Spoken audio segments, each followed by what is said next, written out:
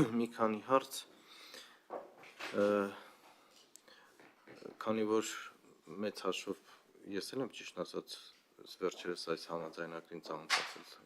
նիստին նախապատրաստվելուց, այսինքն որ ասեմ մեծ մասնագիտական կամ ինչ-որ այլ կարգի գիտելիքներ ունեմ այս ոլորտի համար, սուտ կլինի, ուստի եթե որոշ հարցեր ճանաչողական բնույթի լինեն, խնդրում եմ ուրիշ ձև չընկալեք, որովհետև իրոք ես եմ ուզում հասկանամ ինչի մասին է խոսքը, բայց ամենասկզբից ուզում եմ հասկանամ ինչով է պայմանավորված հրատապությունը, այսինքն մենք ընդամենը 2 օր հետո քառօրյա նիստ ենք ունենալու սովորական, հիմա ուրբաթօրով արտահերթ նիստ բերելու անհրաժեշտությունը ինչով է պայմանավորված, առաջի հարցը, որովհետև իմ գործընկերների մոտ, բոլորի մոտ այդ հարցը առաջացել է. Քանի որ նիստը հրավիրել են պատգամավորները, երևի ես պատասխանում այդ հարցին, հրատապության վերաբերյալ հարցին, դեկտեմբերի 2-ին Բրյուսելում տեղի ունենալու Հայաստան-Եվրամիություն գործընկերության խորհրդի նիստը եւ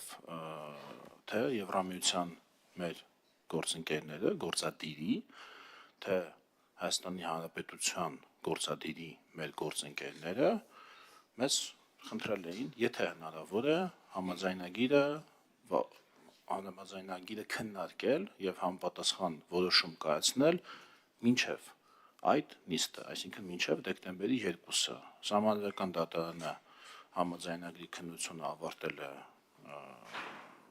շաբաթ թե քանի օր առաջ, համապատասխանաբար այն ազգային ժողովի դատին է ներկայացվել չորեքշաբթի օրը, նիստի համար ստորագրությունները հավաքվել են 5շաբթի օրը եւ հետեւաբար 5-օրյա ռեժիմի պահպանությամբ նիստը առաջարկվել է պատգամավորների կողմից մեկ քառորդով գումարել 28-ին եւ եզրակացություն, այսինքն որոշումը կայացնել նոյեմբերի 28-ին, որ դեկտեմբերի 2-ին արդեն մենք ունենանք որոշում։ Սա քաղաքական մակարդակի հարց է, քաղաքական որոշում, հայեցողական։ Հիմա ես ուզում եի ճշտել նաև հետևյալը, ես չգիտեմ ընկալումը ոչ մասնագիտական շրջանակներում ինչպիսին է, բայց երբ որ նմանատիպ պայմանագրերը քննարկվում են, արդեն անվանումից որոշակի շփոթություն ու խառնաշփոթություն է առաջանում։ Այնուամենայնիվ ես համոզված եմ, որ շատերի մոտ անգամ մեր պատգամավորների մեջ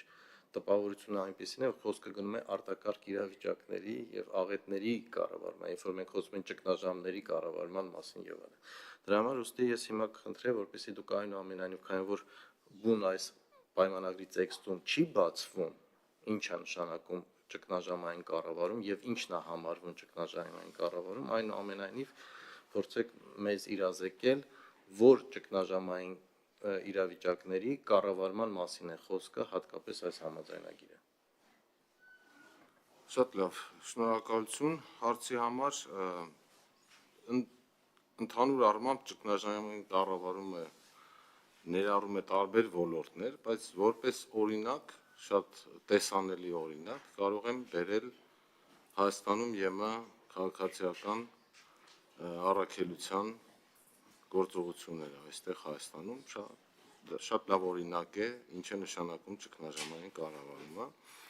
բայց ինչպես նշեցի, դա ներառում է տարբեր ոլորտներ, այսինքն չնայած իրավասու մարմինը ԱԳՆ-ն է այս դեպքում, բայց առանձին գործողությունների քննարկման դեպքում կարող են ներգրավել Հայաստանի այլ մարմիններ, օրինակ եւ Պաշտպանության նախարարությունը եւ Ներքին գործերի նախարարությունը, ասենք նույն աղետների կառավարման կոմպոնենտով, այսինքն դա բխելու է կոնկրետ առաքելության մասնակցության որոշումից, հա, բայց ինչպես նշեցի, լավագույն օրինակը մեր աչքերի առջև է դա ԵՄ քաղաքացիական առաքելությունն է Հայաստանում։ Նայեք, որպեսզի ճիշտ ընկալում լինի, նախ ես ճիշտ հասկացա, դուք նոր նշեցիք ԱԳՆ-ն է մարմին, բայց պայմանագրում ներքին գործերի նախարարը նշված, նախարարություն, լիազոր մարմին, լիազոր լիազոր մարմին, ներքին գործերի նախարարությունն է նշված, ԱԳՆ-ն չի։ ԱԳՆ-ն այս պահին ներկայացնում է այս համաձայնագիրը որպես լիազոր մարմին, այդ դեպքում լիազոր մարմինը կլինի ներքին գործերի նախարարությունը։ Դեռ երկու կոմպոնենտ կա՝ ռազմական եւ քաղաքացիական։ Հիմա այդ է ուզում հասկանալ, այդ ռազմական կոմպոնենտը ինչին է առնչվում։ Այսինքն, որովհետև բոլորս դրան ենք ուզում հասկանանք, դա ենք ուզում հասկանանք, ինչ է նշանակում ռազմական կոմպոնենտ։ Եվ կուզենայի նաև օրինակ բերեք այսօր ԵՄ-ն այդ ռազմական կոմպոնենտով ինչ միսիաներ է իրականացնում աշխարհում, որ հասկանանք ինչի մասին է խոսքը։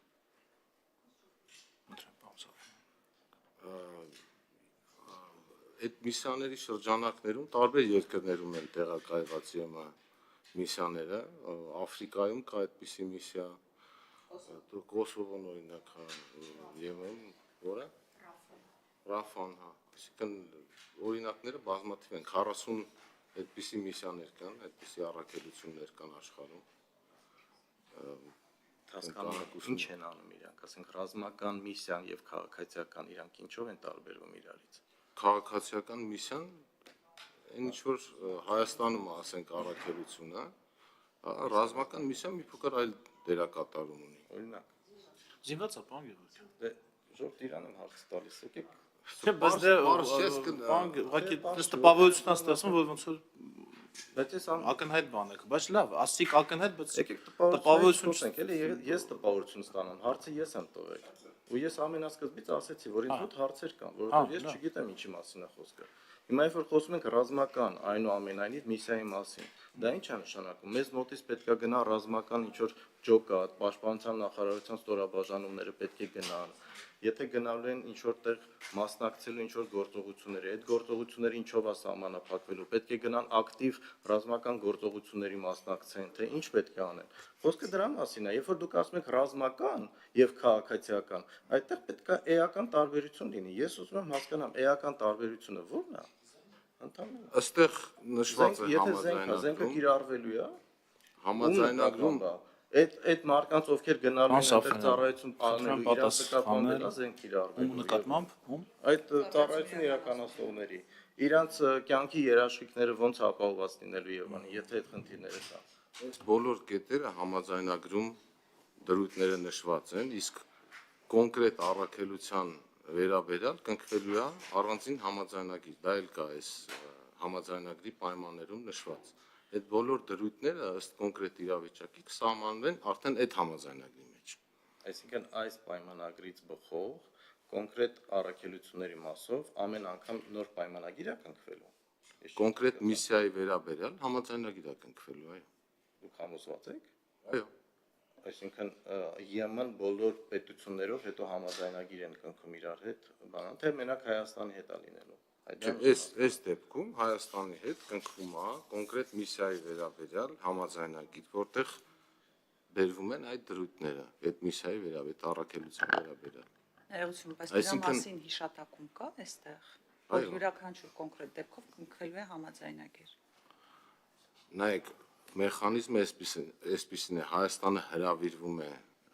մասնակցելու առաքելությանը, ինֆորմացիա ստանում դրա վերաբերյալ, որոշում է կայացնում այդ առաքելությանը մասնակցելու կամ չմասնակցելու մասին, հետո կնքվում է առանձին համաձայնագիր այդ միսիային մասնակցելու վերաբերյալ։ Հայաստանի եւ ԵՄ-ի միջև։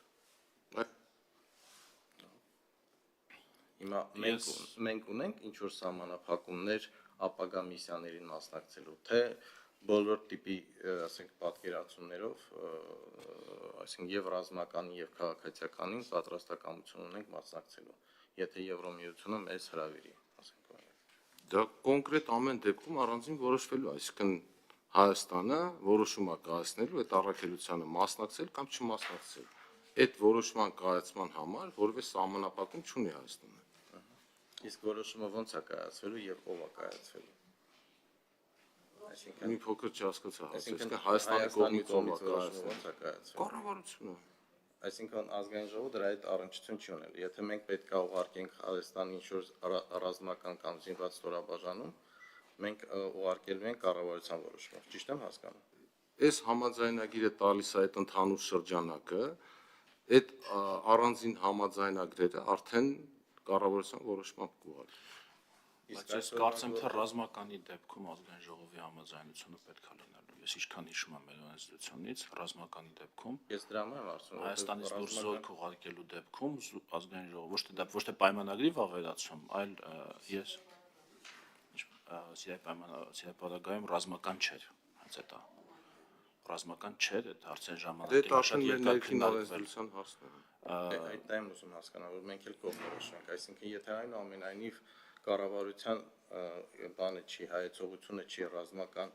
միսիաներին մասնակցելու, այնուամենայնիվ ներկայացական մարմնի որոշումը պետք է լինի, հիմա քաղաքացիականի դեպքում չէ, քաղաքացիականի դեպքում հայեցողությունը։ Դեպքում ըստ ներքին օրենսդրության դա անհրաժեշտ կլինի։ Անգևորքյան, ես որպես հարակից զեկուցող համ մի երկու խոսք ասեմ, համ էլ փորձեմ ձեր հարցերին պատասխանել, ինչքան էլ որ դրանք ինձ ուղղված չէին, բայց կարծում եմ այն մարդիկ, ովքեր մեզ լսում են, իրենց համար այդքան էլ էական չի, թե պատասխանը ումից են լսում, կարևոր է, որ հետաքրքրող հարցերի պատասխանները լինեն։ Խոսքը գրում է, ինչի մասին ենք խոսում, խոսքը վերաբերում է Եվրամիության ընդհանուր անվտանգային եւ պաշտպանության քաղաքականությանը Common Foreign and Security Policy կոչված քաղաքականության համակարգ կա Եվրամիությունում,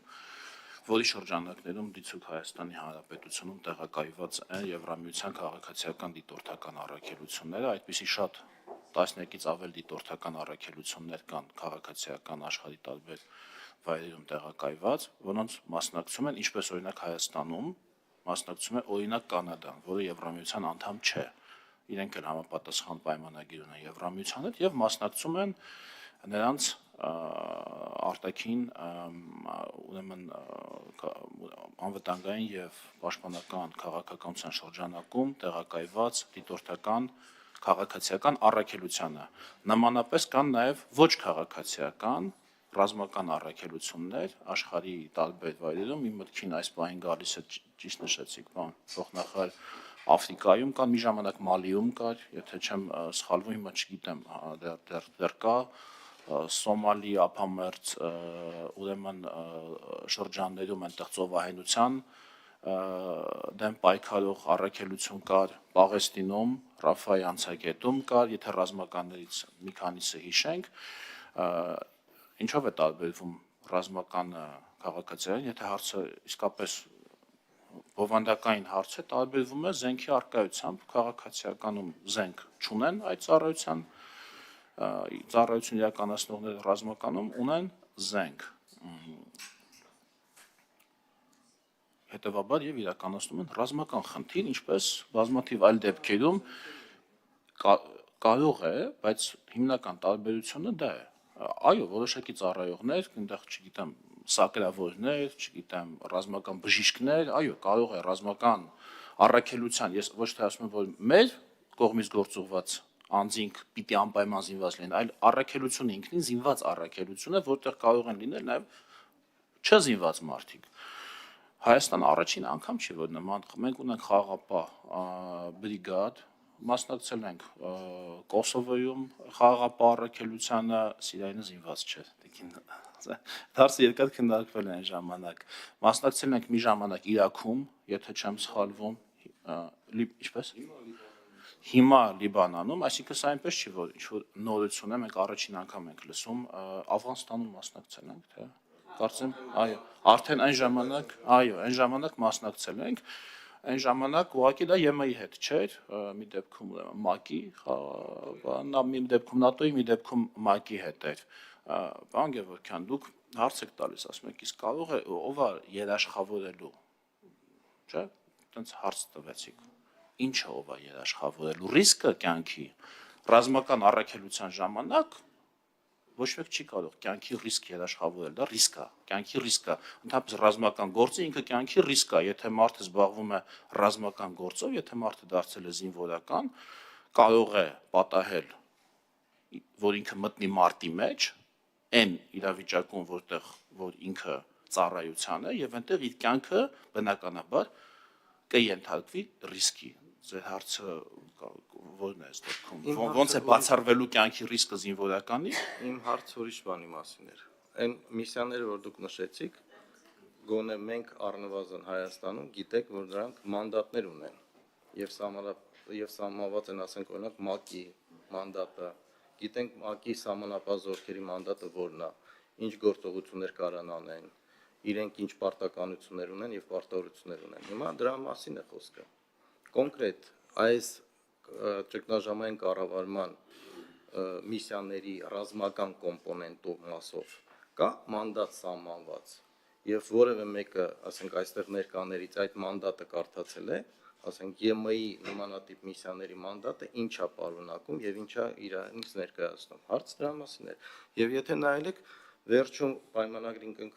կցած երկու հայտարարություններ կան, որոնք հենց այս թեմային են վերաբերում։ Երբ որ ռիսկեր են առաջանում, որ կողմերը մեկը մյուսի նկատմամբ ինչ պրետենզիա կարա ներկայացնի կամ կարա չներկայացնի։ Այո։ Հիմա դրա համար եմ ասում, որևէ մեկ, ասենք օրինակ դուք տեսել եք այդ ռազմական միսիաների մանդատը ո՞նց է սահմանված։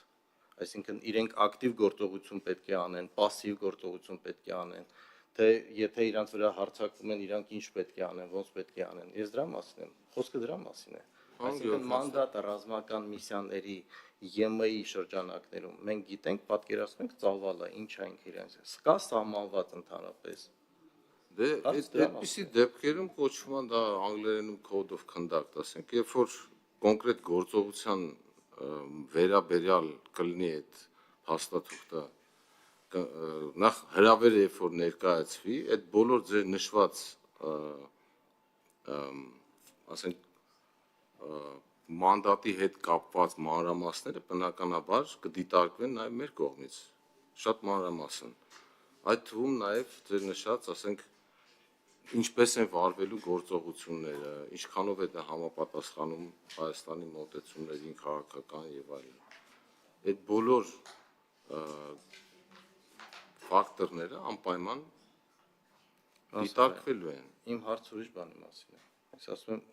ՄԱԿ-ի peacekeeper-ները ունեն մանդատ,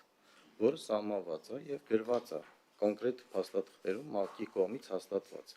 Եվ յուրաքանչյուր միսիա, երբ որ ձևավորվում է, իրանք գիտեն, որ այդ մանդատի շրջանակներում եւ մանդատը ստանդարտ է։ Այս դեպքում այդ երկիրն է հրավիրում։ ԵՄ-ն ունի ռազմական գործողությունների այդ ռազմական կոմպոնենտով կառավարման ճգնաժամերի միսիաների մանդատ։ Այդ կատարվում է այդ երկրի հրավերի հիման վրա։ Չեմ ասում, ում հրավերի հիման վրա են ասում, ասում եմ, կա այդ գործողությունների միսիա, ռազմական գործողությունների միսիաների մանդատը։ Ինչա դա իրանց ներկայացնում, ինչպես դա իրան պետք է իրականացվի եւ այլն։ Եթե չկա, ասեք չկա, եթե կա, եթե չկա, Ես լավ չեմ հասկանում ձեր հարցը։ Մանդատ ասելով նկատի ունեք, ինչքան ես եմ հասկանում, էլի բառը թույլտվությունը չէ, նկարագրությունը կամ պատվիրակումը իրավունքի, ինչի մասին է խոսքը։ Բնականաբար Եվրամիությունը իր համար սահմանված ընթացակարգերով, Եվրամիության խորհրդի որոշմամբ կայացնում է, որ մանդատը դա է, ՄԱԿ-ի ընթացակարգով է, Եվրամիությունում Եվրամիության ընթացակարգով, թե դուք նկատի ունեք ինչ իրավունք ունի ընդհանրապես գնա օտար երկրում ռազմական։ Այո, դա է ձեր հարցի, բա ասեք հասկանանք ինչից եք խոսում։ Պարոն փոխնախարարը պատասխանեց, ասեց այդ երկրի հրավերով։ Չէ։ Պետքա գրակի, պետքա լքի երկիր։ Հարգելի գործընկերներ, Չեմ Նայեք, ՄԱԿ-ը ունի խաղաղապահ կմիացնեք խոսափողը